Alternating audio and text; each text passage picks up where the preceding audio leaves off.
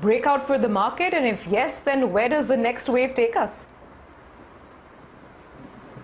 So the short answer is yes. We've finally gotten through, I think, the 15,910 multi-top trading range that we were stuck in, I think, for almost more than a month, I think, since the first week of June.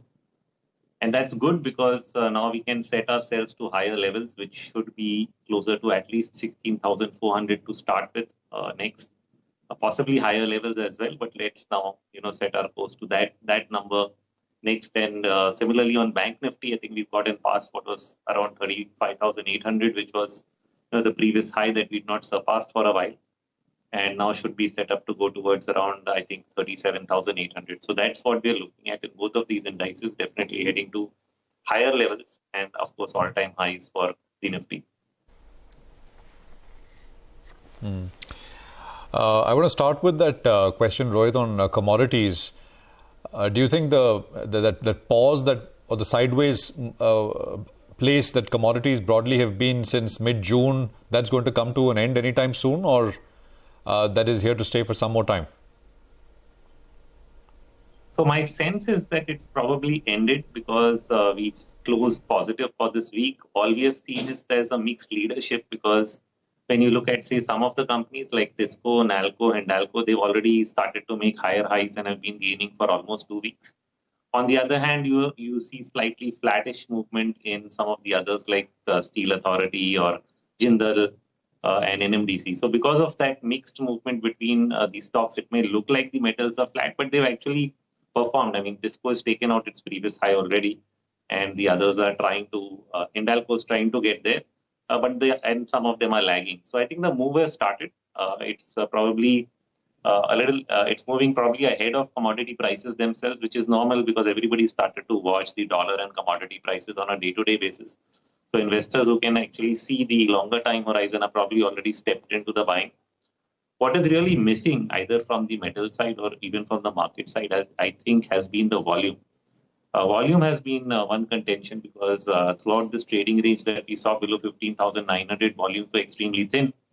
And one of the key technical requirements is that when you start making higher highs, you should see volume expansion. So you really want to see that volume expansion. We saw a bit of it yesterday. I don't know how much it expanded today on the final number. But if the rally goes on and you don't see volume expansion along with the rally, that's the only time you would get a little concerned. But it'll give it a few days to really watch that happen. Okay, so finally, Rohit, what's the advice on perhaps the best trades going into next week? And also a word on the financials, because we'll have one big number, HDFC Bank. Anything else interesting that might be coming up on your charts? So like I said, the Bank Nifty is already pointing upwards. So I think most of the financial stocks should slowly start doing well. I don't know whether the results will be a trigger or not because banks have been the most suppressed because of the lockdown. And when you think of the first quarter results, then it's possible that they don't do anything exciting at this stage. But even then, if you have sort of discounted most of the negatives because the prices have not moved or remained at the bottom end of the range, especially for likes of HDFC Bank, ICICI Bank, Kotak, some of the big ones, they've all just remained at the bottom end of the range with very limited up and down movements. So they've sort of absorbed all the pressure because there's no volume, like I said. So there's no selling volume. At the same time, what you're looking for is fresh buying to come in. So I think once the negatives are discounted, then you'll probably start seeing the upward momentum. Sometimes it may just happen that right after the results, these stocks start to advance.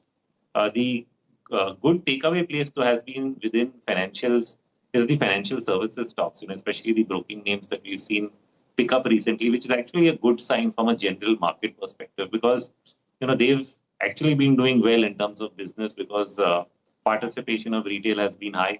But somehow the stocks were not participating, I think, till March or April of this year. And now we're actually seeing them move up pretty substantially. And I think that's a good sign in terms of market health.